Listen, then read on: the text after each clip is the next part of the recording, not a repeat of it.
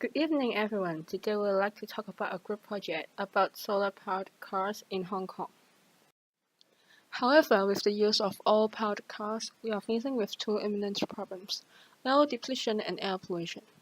First of all, crude oil, the source of various oil products, is limited. Oil depletion is one of the most pressing problems we are facing, and oil consumption is an indispensable part of our life. In fact, a large portion of our oil consumption goes to transportation.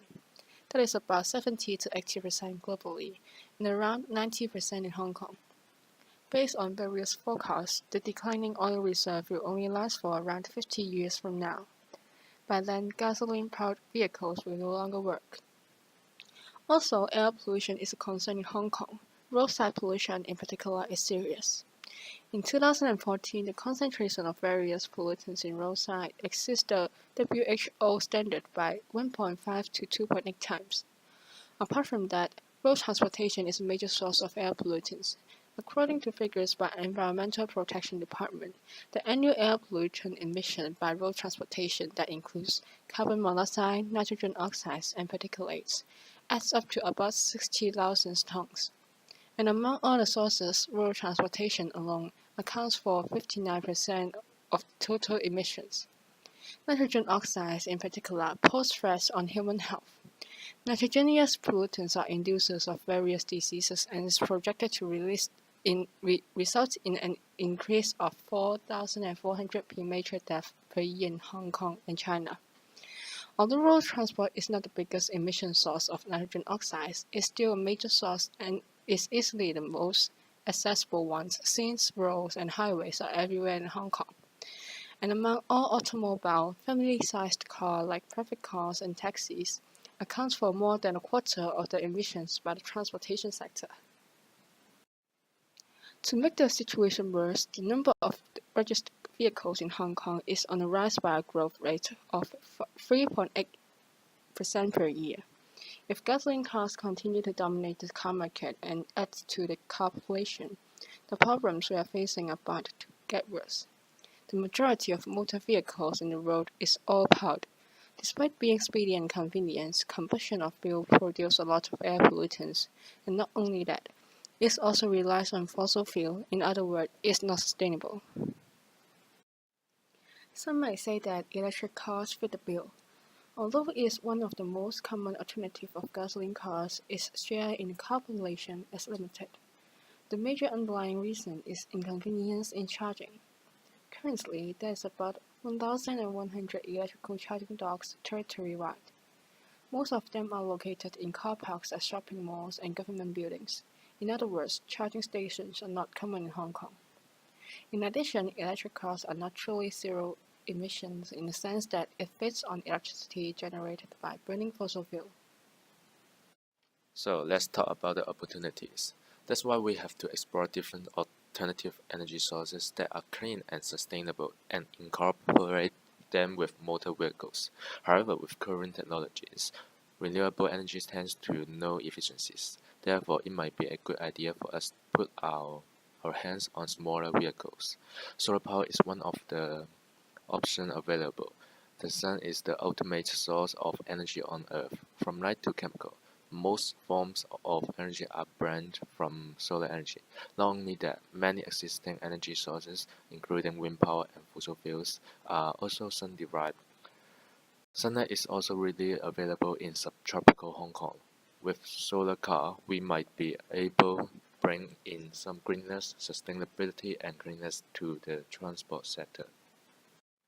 So let's talk about the problems. Up to this day, solar cars are still not user-friendly and road-compatible enough to appeal drivers. Low efficiencies of PV cells probably top the list of the problem because it gives rise to multiple problems. The efficiencies of typical PV cells is between 11% to 18%.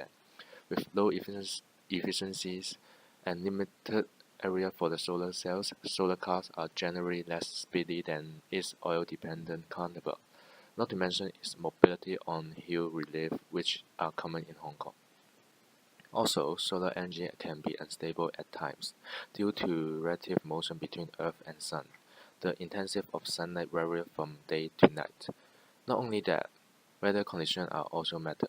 For instance, energy harnessed by solar panels will greatly bend down on cloudy and rainy days.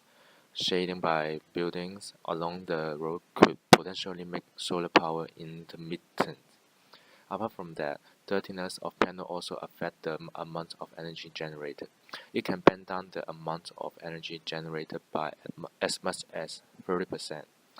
Well, as the saying goes, your face, your fate. Aesthetic is important, and that's what solar cars are lacking. In order to provide a large spaces for PV cells on the car body and reduce air dust, most solar cars are made wide and flat. Combined with the black PV panels covered surface, the vehicles are literally giant skateboards roaming up around. But I guess this hipster-style transport may not be most Hong Kongers' cup of tea. Safety is also a concern. The majority of solar cars are made flat to reduce air dust. This design could possibly jeopardize travelers' safety since other drivers on the road may have difficulty in detecting these flat structures. Apart from that, in case of accident, solar cars can also be easily drawn under the bottom of bulky vehicles.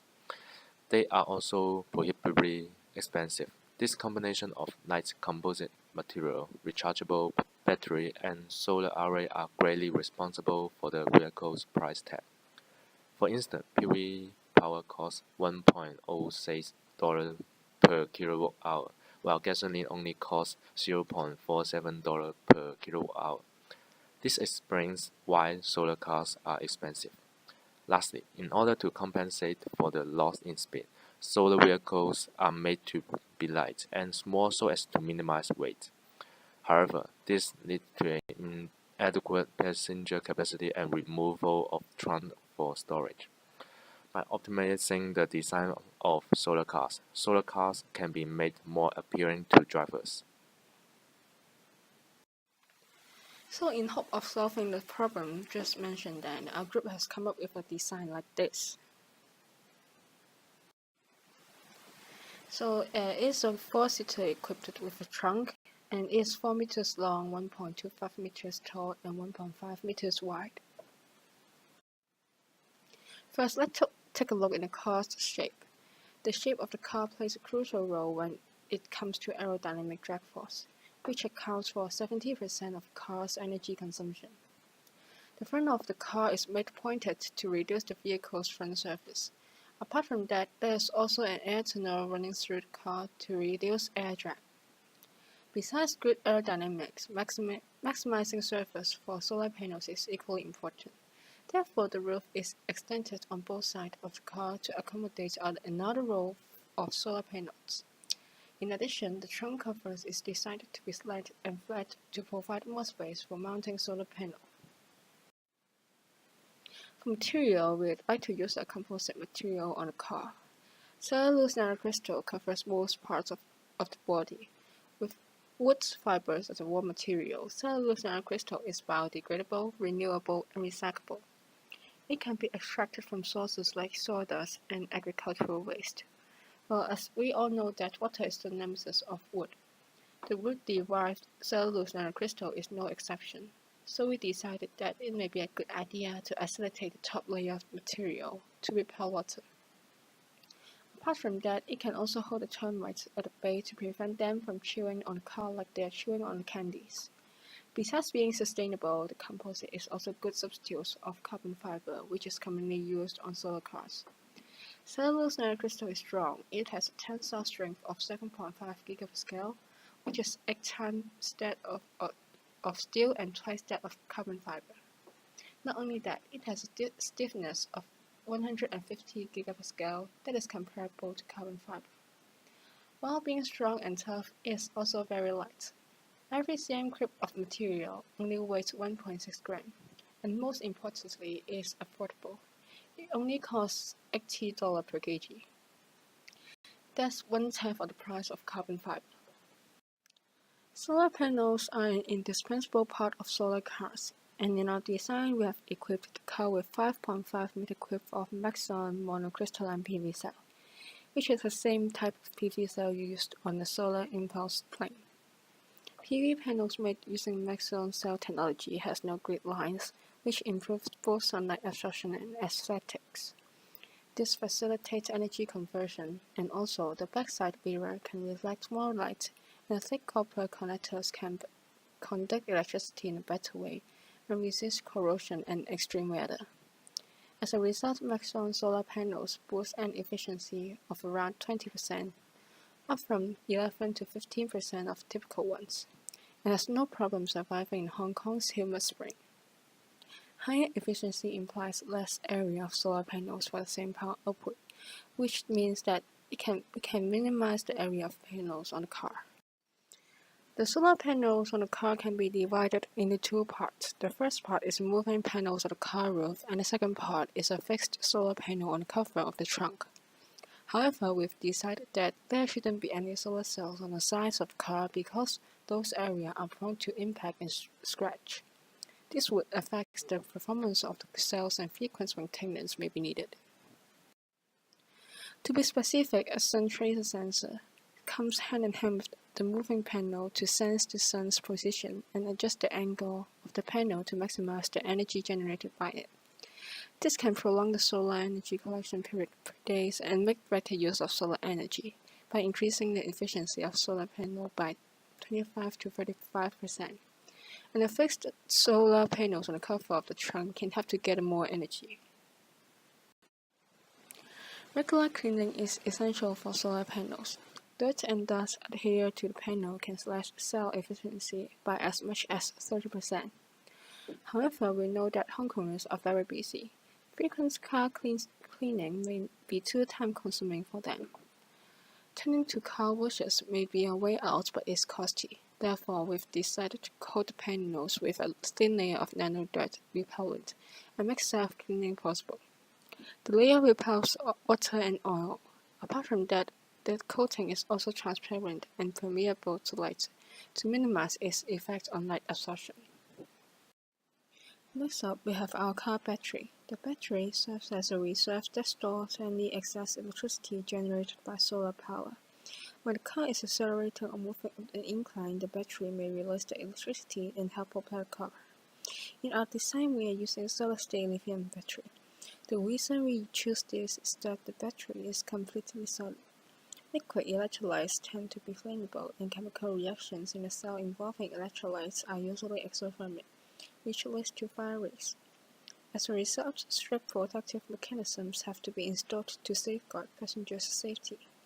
This includes a bulky cooling system for solid-state battery, and in the absence of electrolytes, not much heat is produced when the cell is operating. Therefore, solid-state battery, as compared to its conventional lithium-ion battery, is much less liable to fire and explosion, and protective mechanism can be simplified. This means both cost and weight reduction of the car. Apart from safety, solid-state battery also has a higher energy density, so it can perform equally well as a conventional lithium-ion battery with its size halved. With these nice specs, the price of solid-state lithium battery remains low at $780 per kilowatt-hour. That's around half of the conventional ones. Also, the battery is connected to a regenerative braking system, which can serve as an alternative way of charging. Moving on to the tires, rolling resistance of tires accounts for as much as 20% of energy consumption of the car. Therefore, in order to boost the efficiency of our solar cars, something has to be done to the tires. Rolling resistance is associated with deformation of tires when traveling. Bicycle-like tires may be a solution. Its large tire diameter helps lowering the deflected fraction of the wheel. Its narrow width also reduces frontal area, wind resistance and weight, resulting in less aerodynamic drag. Narrower tires are better than wide ones when accelerating and at high speed. However, the narrow width favors deformation. This can be compensated by increasing the pressure inside the tires. A large portion of wheels can be also hidden in the car body to further reduce air drag. After talking about the hardware, it's time to introduce the software of our car. Our car is also equipped with an intelligent system which is connected to the Transport Department and the Hong Kong Observatory to stay updated with the traffic and weather conditions. With this useful information, the software can give suggestions to the driver on an optimal route for energy efficiency. Despite having a number of perks, our car also has some limitations. Traveling on our cars may not be as comfy as you would expect. In exchange for high speed and acceleration, our car is armed with tall and narrow tires that are filled with higher pressure. This would cause rides on the car to be a little bit pumpier. On the other hand, the hidden wheels make tire replacement more troublesome. The possible solution to that would be using tubeless tire together with a liquid sealant. This can greatly reduce chance of getting a puncture. So in contrast with biofuel cells, our car is more sustainable and green. Biofuel is very often extracted from food crops with high oil content such as corn and soybean. And in order to obtain biofuel in large amount, more crops have to be grown to cater the demand. This means extra use of fertilizer and water resources. And not only that, new farming plots for growing biofuel crops may also be created by deforestation. On the other hand, our car does not cause any harm to nature. Not only is most parts of our car body is recyclable, it also has no emission and minimal utilization of resources in nature. Being extracted from food crops, the use of biofuel may have a negative impact on food security, and some people's portion of food may be sacrificed for the sake of energy generation. Our car, however, only relies on sunlight and has hardly any effect on food supply.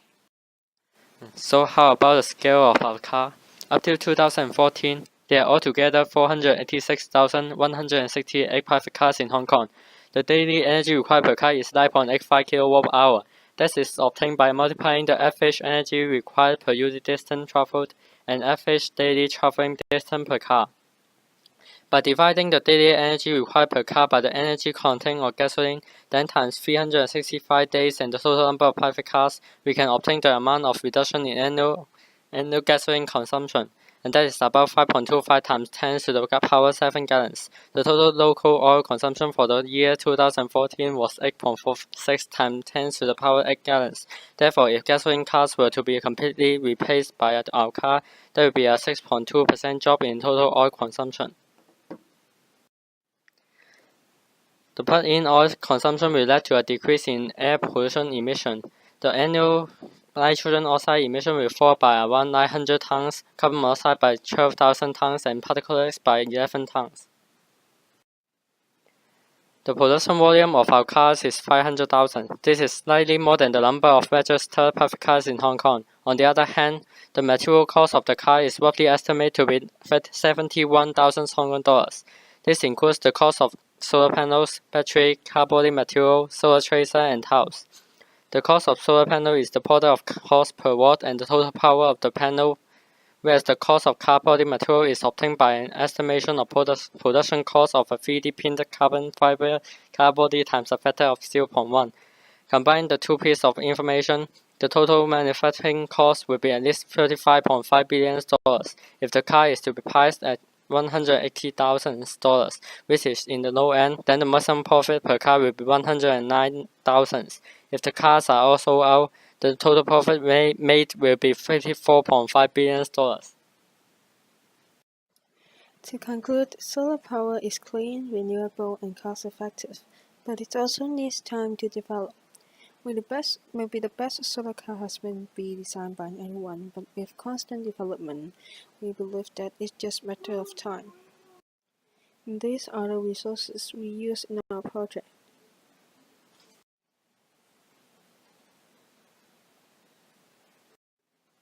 That's the end of our presentation. Thank you for watching.